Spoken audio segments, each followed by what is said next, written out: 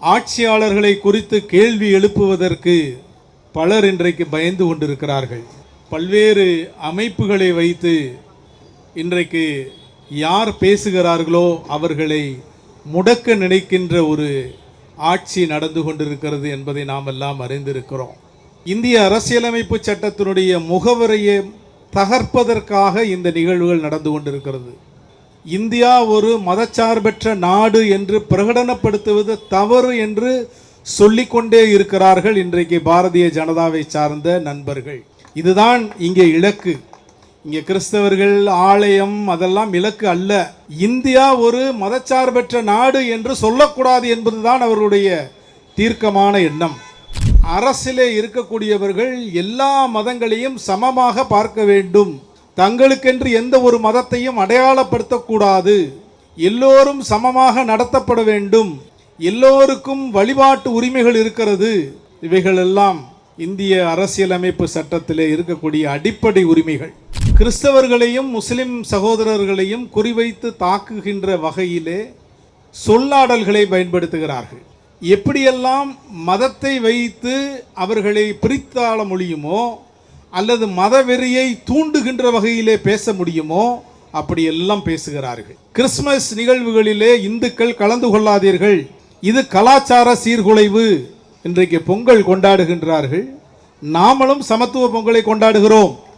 தமிழர் திருநாள் தீபாவளி கொண்டாடுகிறார்கள் எங்களுடைய சகோதரர்கள், நாங்களும் இனிப்பு பெற்றுக் கொண்டிருக்கிறோம்.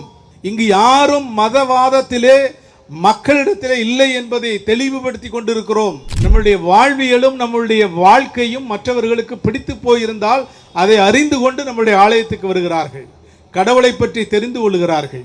கிறிஸ்துவனுடைய வாழ்வை பற்றி சொல்லுகிறோம், தெருவில் நின்று சொல்லுகிறோம். நீ எங்களை கட்டாயப்படுத்தி எங்களை கைது செய்தால் அந்த இடத்திலே ஒருவர் இருந்தால் நாளை 10 பேர் வருவார்கள், நாளை மறுநாள் 100 பேர் வருவார்கள். அதுதான் கிறிஸ்தவம். இது ஏதோ மத்திய பிரதேசத்தில் நடந்திருக்கிறது, தெலுங்கானாவிலே நடந்திருக்கிறது, கேரளாவிலே பாலக்காட்டிலே நடந்திருக்கிறது. 5 வயதிலிருந்து 15 வயது பிள்ளைகள் கேரள் ரவுண்டு செய்தவர்களுடைய கிட்டார் வயலினை உடைத்திருக்கிறார்கள்.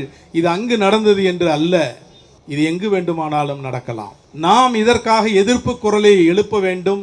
பேராயர் சொன்ன வண்ணமாக இதற்கு நாம் என்னென்ன நடவடிக்கைகள் எடுக்க வேண்டுமோ அத்தனை நடவடிக்கைகளையும் தென்னிந்திய திருச்சபை முன்னின்று எடுக்கும் என்பதை நான் உங்கள் மத்தியிலே கூறிக்கொள்ள விரும்புகின்றேன். யார் யாரோ வருவாங்க, நானும் கிறிஸ்தவங்கன்னு சொல்லுவாங்க, ஏமாந்து போயிடாதீங்க. எதிர்காலங்களில் கிறிஸ்தவம் தமிழகத்தில் சிறப்பாக இருக்க வேண்டும் என்று சொன்னால் ஏமாந்து போய்விடக்கூடாது. யார் வந்தாலும் நம்பி விடாதீர்கள். உங்களுக்கு படம் பிடிக்கலாம், நடிப்பு பிடிக்கலாம், இங்க வாழணும், தமிழ்நாட்டில் கிறிஸ்தவனா வாழணும், அதுக்கு யார் வேணும்? அதுதான் இங்க கேள்வி. நிம்மதி ப்ராப்பர்ட்டி மேனேஜ்மெண்ட், உங்கள் பழைய வீட்டை புதிய வீடாக மாற்றலாம் வாங்க. கிறிஸ்துவுக்குள் அன்பான சென்னை பேராயத்தினுடைய பேராயர், இந்த நிகழ்வினுடைய தலைமை பொறுப்பேற்கக்கூடிய அருட்பெருந்திரு பால் பிரான்சிஸ் ஐயா அவர்களே, பேராயர் அம்மா அவர்களே, இந்த நிகழ்விலே கலந்து கொண்டு சிறப்பான பேரூரை ஆற்றி அமர்ந்திருக்கக்கூடிய மதுரை ராமநாதபுரம் திருமண்டலத்தினுடைய பேராயர் ஐயா அவர்களே, சென்னை திருமண்டலத்தினுடைய முன்னாள் பேராயர் ஜார்ஜ் ஸ்டீஃபன் ஐயா அவர்களே, பெந்தே கோஸ்தே சபைகளினுடைய பேராய பெருமக்களே, இந்த நிகழ்விலே கலந்திருக்கக்கூடிய திருச்சபை தலைவர்களே, குருமார்களே, பல்வேறு திருமண்டலங்களிலிருந்து வந்திருக்கக்கூடிய பிரதிநிதிகளே, உங்கள் யாவருக்கும் தென்னிந்திய திருச்சபையின் சார்பாக என்னுடைய அன்பு கலந்த வணக்கத்தை தெரிவித்துக் கொள்கின்றேன். பேராயர் பால் பிரான்சிஸ் ஐயா அவர்கள் மிக தெளிவாக இந்த கண்டன ஆர்ப்பாட்டத்தினுடைய நோக்கத்தை குறித்து மிகவும் சிறப்பாக அவர்கள் எடுத்துரைத்தார்கள். இந்த கோஷங்களை எல்லாம் நாம் பார்த்தபோதும் அந்த கோஷங்களை போட்டபோதும் இந்த கண்டன ஆர்ப்பாட்டத்தினுடைய முக்கிய நோக்கம் என்ன என்பதையெல்லாம் நாம் உணர்ந்து கொண்டு விட்டோம். இதை மிக சிறப்பாக இந்த நிகழ்வை ஏற்பாடு செய்திருக்கக்கூடிய அருள் திரு அகஸ்டின் பிரேம்ராஜ் ஐயா அவர்களுக்கும், சென்னை திருமண்டலத்தினுடைய பொறுப்பாளர்களுக்கும் நான் உள்ளபடியே தென்னிந்திய திருச்சபை சார்பாக என்னுடைய நன்றியை தெரிவித்துக் கொள்கின்றேன். ஒரு முக்கியத்துவம் வாய்ந்த காலகட்டத்திலே இப்படிப்பட்ட ஒரு மிகப்பெரிய நிகழ்வை இந்த சென்னை பட்டணத்திலே நடத்துவது என்பது வரலாற்று சிறப்புமிக்க ஒரு நிகழ்வு என்று நான் சொல்லி முதலில் பாராட்டுகின்றேன். துணிச்சலான இப்படிப்பட்ட ஒரு முடிவை எடுத்ததற்காக பேராயருக்கும் பேராய அலுவலர்களுக்கும் மீண்டுமாக என்னுடைய நன்றியை தெரிவித்துக் கொள்கின்றேன். ஏனென்று சொன்னால், இன்றைக்கு ஆட்சியாளர்களை குறித்து கேள்வி எழுப்புவதற்கு பலர் இன்றைக்கு பயந்து கொண்டிருக்கிறார்கள். பல்வேறு அமைப்புகளை வைத்து இன்றைக்கு யார் பேசுகிறார்களோ அவர்களை முடக்க நினைக்கின்ற ஒரு ஆட்சி நடந்து கொண்டிருக்கிறது என்பதை நாம் எல்லாம் அறிந்திருக்கிறோம். இந்த காரியங்களை எல்லாம் நாம் பார்க்கின்ற பொழுது குறிப்பாக இது எதை குறிவைத்து நகர்த்தப்படுகிறது என்பதை நாம் முதலில் அறிந்து கொள்ள வேண்டும். இந்திய அரசியலமைப்பு சட்டத்தினுடைய முகவரையை தகர்ப்பதற்காக இந்த நிகழ்வுகள் நடந்து கொண்டிருக்கிறது. இந்தியா ஒரு மதச்சார்பற்ற நாடு என்று பிரகடனப்படுத்துவது தவறு என்று சொல்லிக்கொண்டே இருக்கிறார்கள் இன்றைக்கு பாரதிய ஜனதாவை சார்ந்த நண்பர்கள். இதுதான் இங்கே இலக்கு. இங்கே கிறிஸ்தவர்கள் ஆலயம் அதெல்லாம் இலக்கு அல்ல. இந்தியா ஒரு மதச்சார்பற்ற நாடு என்று சொல்லக்கூடாது என்பதுதான் அவர்களுடைய தீர்க்கமான எண்ணம். 42வது சட்ட திருத்தத்தின்படி மதச்சார்பின்மை என்ற ஒரு வாசகம் முகவுரையிலே அமர்ந்திருக்கிறது. அதன் அடிப்படையிலே இந்திய நாட்டிலே அரசிலே இருக்கக்கூடியவர்கள் எல்லா மதங்களையும் சமமாக பார்க்க வேண்டும், தங்களுக்கென்று எந்த ஒரு மதத்தையும் அடையாளப்படுத்தக்கூடாது, எல்லோரும் சமமாக நடத்தப்பட வேண்டும், எல்லோருக்கும் வழிபாட்டு உரிமைகள் இருக்கிறது. இவைகளெல்லாம் இந்திய அரசியலமைப்பு சட்டத்திலே இருக்கக்கூடிய அடிப்படை உரிமைகள். எல்லோரும் சமமாக நடத்தப்பட வேண்டும், அவர்கள் எந்த மதத்தை சேர்ந்தவர்களாக இருந்தாலும் சரி. எல்லோருக்கும் மத வழிபாட்டு உரிமைகள் இருக்கிறது. இது அரசியலமைப்பு சட்டம். டாக்டர் அம்பேத்கர் வகுத்து கொடுத்த அரசியல் சாசன சட்டம். இது ஏதோ இன்றைக்கு ஆட்சியில் இருக்கக்கூடிய ஒன்றிய அரசு கொடுத்த சட்டம் அல்ல. அரசியல் அமைப்பு சட்டம் இயற்ற போது இருந்த சட்டங்கள். இவற்றை தகர்க்க வேண்டும் என்பதுதான் இன்றைக்கு இருக்கக்கூடிய ஒன்றிய அரசினுடைய எண்ணம். எப்படி தகர்க்க முடியும்? அவர்களும் பல்வேறு செயல்களை தொடர்ந்து செய்து கொண்டே இருக்கிறார்கள். பாரதிய ஜனதாவினுடைய மூத்த தலைவர் சுப்பிரமணிய சாமி ஒரு வழக்கு தொடர்ந்தார். இந்த 42வது அரசியல் சாசன சட்ட திருத்தம் செல்லாது என்று வழக்கு தொடர்ந்தார். உச்ச நீதிமன்றத்தால் அது நிராகரிக்கப்பட்டது. அதற்கு முன்னதாக எஸ்ஆர் பொம்மை வழக்கிலே இந்த 42வது திருத்த சட்டம் செல்லாது என்று சொன்னார்கள். உச்ச நீதிமன்றத்தால் நிராகரிக்கப்பட்டு விட்டது. அதற்கு பின்றதாக இன்றைக்கு நாமெல்லாம் இதிலே பல்வேறு போராட்டங்களிலே இருந்தோம். சிட்டிசன்ஷிப் அமெண்ட்மெண்ட் பில் அது இன்றைக்கு சட்டமாகி வந்துவிட்டது. முஸ்லிம் சகோதரர்களுக்கு என்று தனியான ஒரு பிரிவை ஏற்படுத்தி அவர்கள் இந்த சிட்டிசன்ஷிப்பை கோர வேண்டும் என்று சொன்னால் அதற்கு தனியான ஒரு சூழலை ஏற்படுத்தி அதன்படி அவர்கள் தங்களை நிரூபிக்க வேண்டும் என்று சட்டம் இயற்றினார்கள். நாம் அதை எதிர்த்தோம். எல்லோரும் ஒன்றாக இருந்தவர்கள் இருக்கிறவர்கள் ஏன் முஸ்லிம் மதத்தை சார்ந்த சகோதரர்களுக்கு என்று தனியான பிரிவை வைக்கிறீர்கள் என்று எதிர்த்தோம். இதுவும் மதச்சார்பின்மைக்கு எதிரான ஒரு செயல். அதற்கடுத்ததாக நாம் எல்லோரும் போராட்டத்தில் இருந்தோம். மதமாற்று தடை சட்டம், அதிலும் கிறிஸ்தவர்களை குறிவைத்து மதச்சார்பின்மை என்பதை தடுக்க வேண்டும் என்ற நோக்கத்திலே இன்றைக்கு ஏறக்குறைய இந்தியாவிலே இருக்கக்கூடிய 50% மாநிலங்களிலே மதமாற்று தடை சட்டம் இருந்து வருகிறது. பல்வேறு குருமார்கள், அதே போன்று இன்றைக்கு ஆலயங்களிலே பணிபுரிகிறவர்கள், பொறுப்பாளர்கள், கன்னியாஸ்திரிகள் எல்லோரும் இந்த சட்டத்தினால் இன்றைக்கு சிறைக்கு அழைக்கப்பட்டு வருகிறார்கள். நியூ இயர் அன்றைக்கு கூட ஒரு தகவல் கிடைத்தது. ஒரு மிஷனரியை அரெஸ்ட் செய்து கொண்டு போய் சிறையிலே வைத்து விட்டார்கள் என்ற தகவல் கிடைத்தது. உடனடியாக தொடர்பு கொண்டு என்ன செய்ய வேண்டும் என்று பேசி அங்கு இருக்கிறவர்களை அழைத்து அவர்களை பெயிலில் எடுத்துகிட்டு வந்தோம். மத வழிபாட்டு உரிமையை தடுக்க வேண்டும். இப்போ நான் சொல்கிறதெல்லாம் என்னன்னு சொன்னால், மதச்சார்பின்மைக்கு எதிராக இந்த ஒன்றிய அரசு என்னென்னவெல்லாம் செய்து கொண்டிருக்கிறது என்பதை மாத்திரம் நான் சொல்லி கொண்டு வருகிறேன். இதை ஒரு பக்கம் வைத்துவிட்டு அடுத்தவர்கள் என்ன செய்கிறார்கள், கிறிஸ்தவர்களையும் முஸ்லிம் சகோதரர்களையும் குறிவைத்து தாக்குகின்ற வகையிலே சொல்லாடல்களை பயன்படுத்துகிறார்கள். Hate speech. எப்படியெல்லாம் மதத்தை வைத்து அவர்களை பிரித்தாள முடியுமோ அல்லது மதவெறியை தூண்டுகின்ற வகையிலே பேச முடியுமோ அப்படியெல்லாம் பேசுகிறார்கள். இரண்டாவதாக உதாரணமாக சொல்ல வேண்டும் என்று சொன்னால், இந்த கிறிஸ்மஸ் நிகழ்ச்சிக்கு முன்பதாக என்ன பேசப்பட்டது நீங்கள் எல்லாம் இந்த சாட் ஜிபி இதிலனால நீங்கள் செக் பண்ணி போய் பாருங்கள். கிறிஸ்மஸ் நிகழ்வுகளிலே இந்துக்கள் கலந்து கொள்ளாதீர்கள், இது கலாச்சார சீர்குலைவு, இதிலே நாம் யாரும் கலந்து கொள்ளக்கூடாது, வெறித்தனமான பேச்சு. இன்றைக்கு பொங்கல் கொண்டாடுகின்றார்கள், நாமளும் சமத்துவ பொங்கலை கொண்டாடுகிறோம். தமிழர் திருநாள், விளைச்சலை காண்பித்து கடவுளுக்கு நன்றி செலுத்தி கொண்டாடுகின்ற திருநாள். நாங்களும் பொங்கல் கொண்டாடுகின்றோம். தீபாவளி கொண்டாடுகிறார்கள் எங்களுடைய சகோதரர்கள், நாங்களும் இனிப்பு பெற்றுக் கொண்டிருக்கிறோம். இங்கு யாரும் மதவாதத்திலே மக்களிடத்திலே இல்லை என்பதை தெளிவுபடுத்தி கொண்டிருக்கிறோம். ஆனால் குறிப்பிட்ட ஒரு சிலர் இது போன்ற வெறுப்பு பேச்சுக்களை பேசி இந்துக்கள் வெறித்தனமாக செயல்பட வேண்டும் என்ற நோக்கத்தோடு அவர்கள் பேசி வருகிறார்கள். இது டிசம்பர் மாதத்திலே முதல் வாரத்திலே நடக்கிறது. அதற்கு அடுத்து கிறிஸ்மஸ் 20ஆம் தேதியில் இருந்து வரிசையாக நிகழ்வுகள். குழந்தைகள் கிறிஸ்மஸ் நிகழ்வுக்காக ஆயத்தப்பட்டு கொண்டிருக்கிறார்கள்.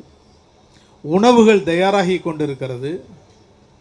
அந்த நிகழ்விற்குள்ளாக புகுந்து அவர்களை துன்புறுத்தி அவர்களை அடித்து அந்த பாஸ்டர் மீது காவல் நிலையத்திலே புகார் கொடுத்து பாஸ்டரை கூட்டு கொண்டு செல்கிறார்கள். செயின்ட் மேரிஸ் பள்ளியிலே ஒரு நிகழ்வு நடக்கிறது, அதை தடுத்து நிறுத்துகிறார்கள். கண் பார்வையற்றோர் நிகழ்ச்சி நடக்கிறது, கிறிஸ்மஸ் நிகழ்வு, அதை தடுக்கிறார்கள். வியாபாரம் நடக்கிறது, அதில் அருமையாக அந்த கிறிஸ்மஸ் கேப்பை விற்று கொண்டிருக்கிறவர்களை தடுக்கிறார்கள், அதை பறிமுதல் செய்கிறார்கள், தகராறு செய்கிறார்கள், சிலுவைகளை உடைக்கிறார்கள். இதுவெல்லாம் எதற்காக நடக்கிறது என்பதை நாம் யோசித்து பார்க்க வேண்டும். இவர்களுடைய சிந்தனை மத துவேஷத்தை ஏற்படுத்தி, மதவாத சிந்தனைகளை ஏற்படுத்தி, அதன் மூலமாக இந்தியாவை பிளவுபடுத்த வேண்டும், அதன் மூலமாக தங்களுடைய ஓட்டு வங்கியை பெருக்கிக் கொள்ள வேண்டும் என்பதுதான் இவருடைய நோக்கம். இவர்கள் ஏதோ உண்மையாக கிறிஸ்தவ மதத்திற்கு எதிரான சிந்தனை உள்ளவர்களா என்று சொன்னால் இல்லை. இதன் மூலமாக தங்களுடைய ஓட்டு வங்கியை பெருக்கிக் கொள்ள வேண்டும், இதன் மூலமாக தாங்கள் இன்னும் ஆட்சியிலே தொடர்வதற்கு இது போன்ற தீக்களை நாம் உருவாக்க வேண்டும், நெருப்புகளை உருவாக்க வேண்டும், அதிலே பலர் பலியாக வேண்டும். ஏனென்றால் இப்படி பலரை நெருப்புகளிலே பலி கொடுத்துத்தானே இப்பொழுது வந்திருக்கிறார்கள். ஊபியிலே நடந்ததும், பல்வேறு இடங்களிலே நடந்ததும், வழக்குகளிலே தண்டனை பெற்றதும், அப்பீலிலே விடுதலையானதும் மக்களுக்கு தெரியாதா? இப்படிப்பட்ட சிந்தனை உள்ளவர்கள் தான் இன்றைக்கு ஆட்சியிலே ஒன்றிய அரசிலே இருக்கிறார்கள். இவர்களை குறித்து நாம் விழிப்புணர்வாக இருக்க வேண்டும். நாம் எந்த இந்து சகோதரர்களையும் குறை சொல்லவில்லை. இந்து மதம் என்பது அவர்களுடைய நம்பிக்கை. நாம் எப்போதும் கட்டாய மதமாற்றத்திற்கு துணை போனதே கிடையாது. இது மனிதனுடைய மதம் சார்ந்த நம்பிக்கை. நம்முடைய வாழ்வியலும் நம்முடைய வாழ்க்கையும் மற்றவர்களுக்கு பிடித்து போயிருந்தால் அதை அறிந்து கொண்டு நம்முடைய ஆலயத்துக்கு வருகிறார்கள், கடவுளை பற்றி தெரிந்து கொள்கிறார்கள். நாம் மெம்பர்ஷிப்பை கூட்டியிருந்தோம் என்று சொன்னால் இன்றைக்கு இருக்கக்கூடிய விகிதாச்சாரத்தினுடைய அடிப்படையிலே இன்றைக்கு 5%, 6% வந்திருக்க வேண்டும். ஏன் அதே அளவில் இருக்கிறோம்? நாங்கள் கிறிஸ்துவத்தை பற்றி சொல்லுகிறோம். அவர்களை கட்டாய மதமாற்றம் செய்வது என்பது எங்களுடைய நோக்கம் அல்ல.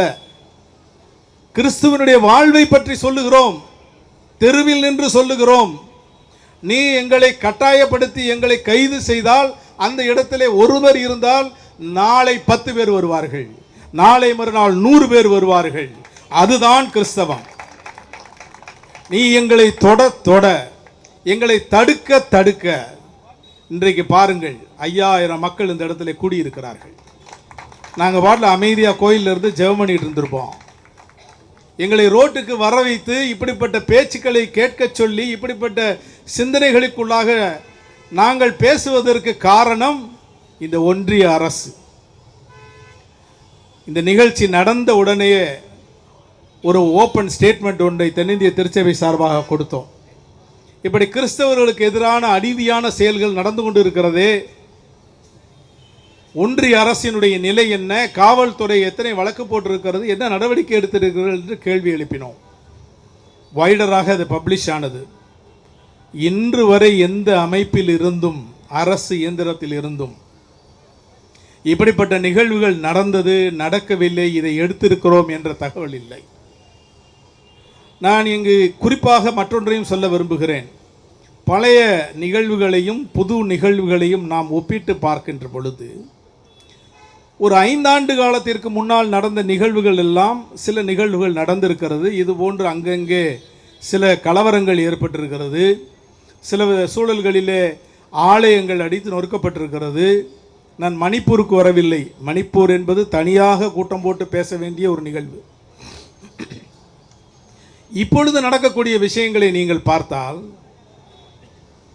எந்தெந்த மாநிலங்கள், மத்திய பிரதேசம், உத்தரப்பிரதேசம், சத்தீஸ்கர், டெல்லி, இப்படி வரிசையாக சொல்லி கொண்டிருக்கக்கூடிய மாநிலங்கள் எல்லாம் பாரதிய ஜனதா ஆட்சி அல்லது கூட்டணி ஆட்சி நடைபெறுகின்ற மாநிலங்களில் காவல்துறையும் சேர்ந்து கொண்டே இந்த தாக்குதலை நடத்தி இருக்கிறார்கள்.